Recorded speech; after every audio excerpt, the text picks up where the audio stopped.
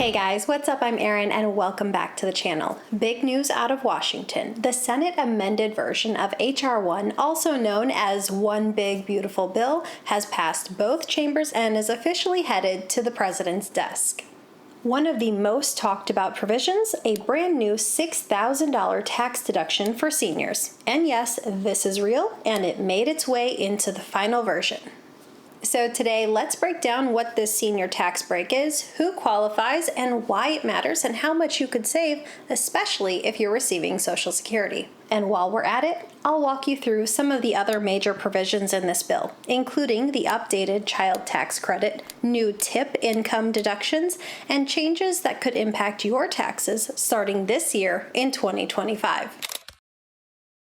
So here's the deal. Starting in the tax year 2025, for seniors 65 and older, they will qualify for a brand new above-the-line tax deduction. It's $6,000 for those who are single and $12,000 for those married and filing jointly, as long as both spouses are 65 or older.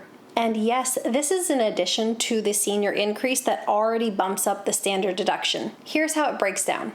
Under current law, in 2025, the base standard deduction is $30,000 for those married and filing jointly. The senior bonus is an additional $1,600 per person age 65 or older. So a married couple, both 65 and older, already get a $33,200 standard deduction. This new $6,000 per person deduction is an above-the-line deduction, so it reduces your adjusted gross income. You get to use it if you're using the standard deduction, and it stacks right on top of the already senior bonus deduction that was currently in existing law.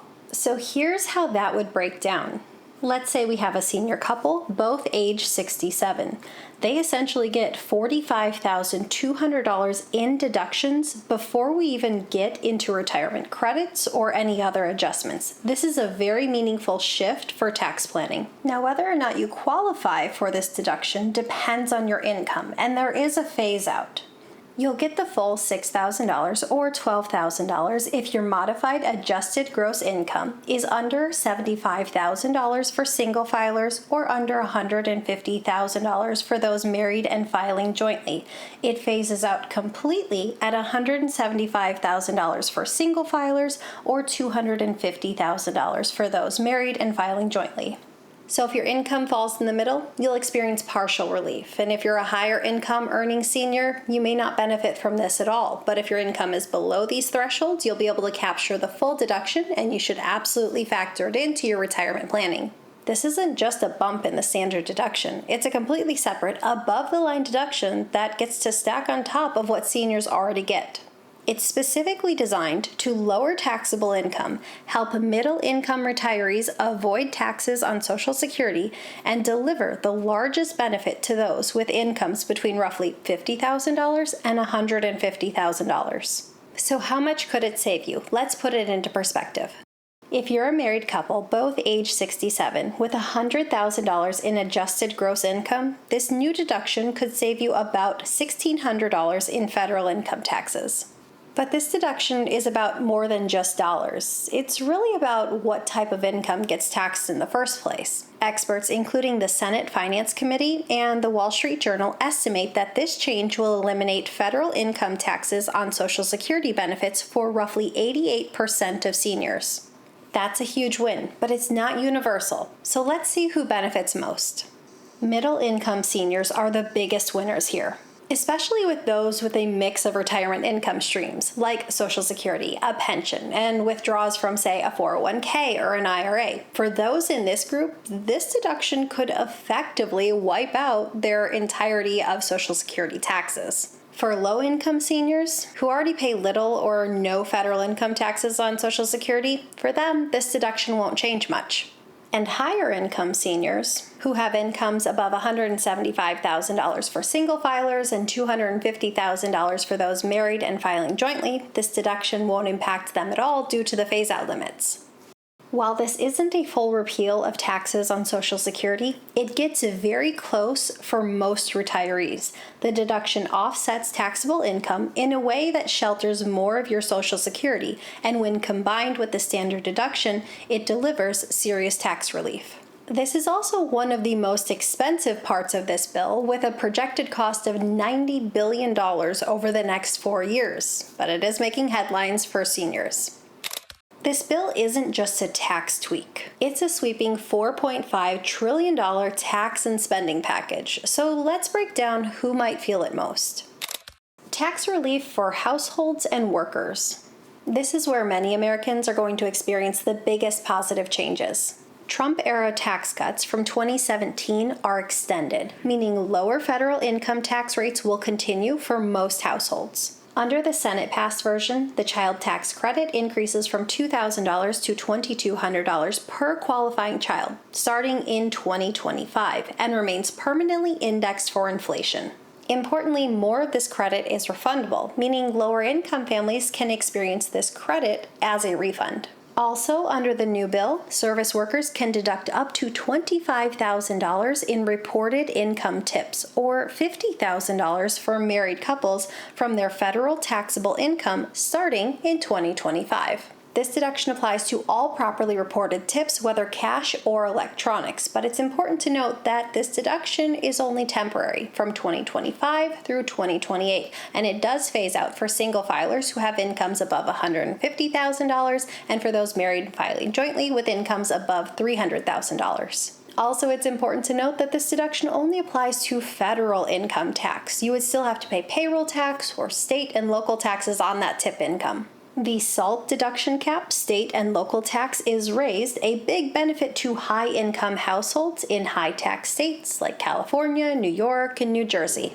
The bottom line is most taxpayers, especially if they have children or work in the service industry, will experience modest tax savings starting in 2025. On the flip side, the bill introduces deep spending cuts to safety net programs. This is probably the most controversial segment of this bill. Medicaid eligibility has been tightened with new verification processes and work requirements. Also, SNAP, or food stamps, sees restrictions, especially for able-bodied adults without dependents. Projections show this could result in 11 to 12 million fewer Americans being insured by 2034. These changes will absolutely impact lower-income earning households, the uninsured, and those who rely on these food and health assistance programs, and states may also feel the additional pressure because of higher admin costs. This bill rolls back many Biden-era climate incentives, including clean vehicle credits, solar and home efficiency credits, and subsidies for green commercial buildings and clean manufacturing. Homeowners, developers, and companies that were planning on using these green energy tax credits may now lose access to that, so that means it could be more expensive to do an EV purchase or do energy-efficient upgrades. This bill also includes increased funding for border security and fencing, military modernization, munitions and cybersecurity, and veterans programs and shipbuilding.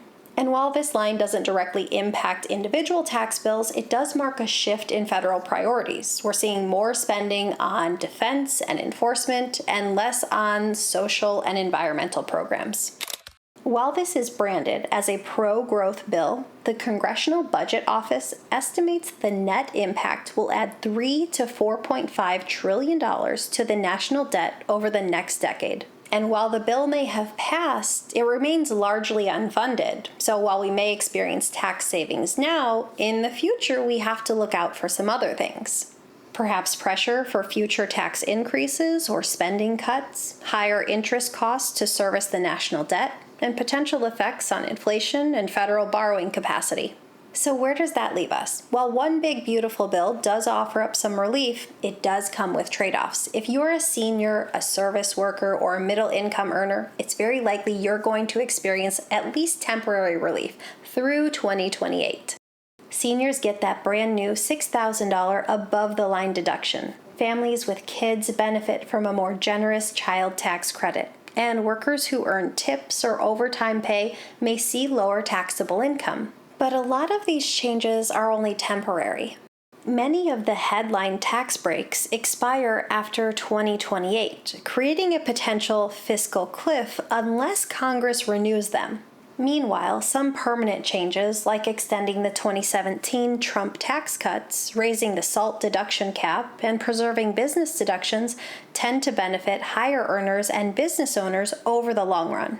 One other major change is the estate and gift tax exemption has doubled, now allowing individuals to pass on up to $15 million inflation adjusted without federal estate taxes. That's a significant win for high net worth families and households focused on generational wealth transfer. But don't forget the spending side. To partially fund this bill, we are going to see deep cuts to Medicaid and SNAP programs and clean energy programs, which could result in up to 12 million Americans being uninsured by the year 2034. All told, this bill is expected to add anywhere from $3 to $4.5 trillion to the national debt over the next decade.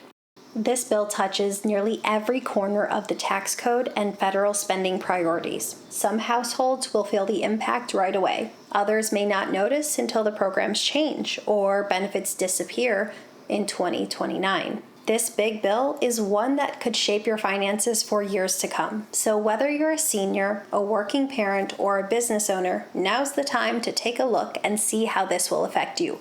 What are your thoughts on one big beautiful bill? Leave them in the comments down below. I post new videos every single week. If you got anything at all out of this one, please give it a like. If you're new here, please consider subscribing, or if you know of someone who might get something out of this type of content, please consider sharing. I'll see you soon. Bye.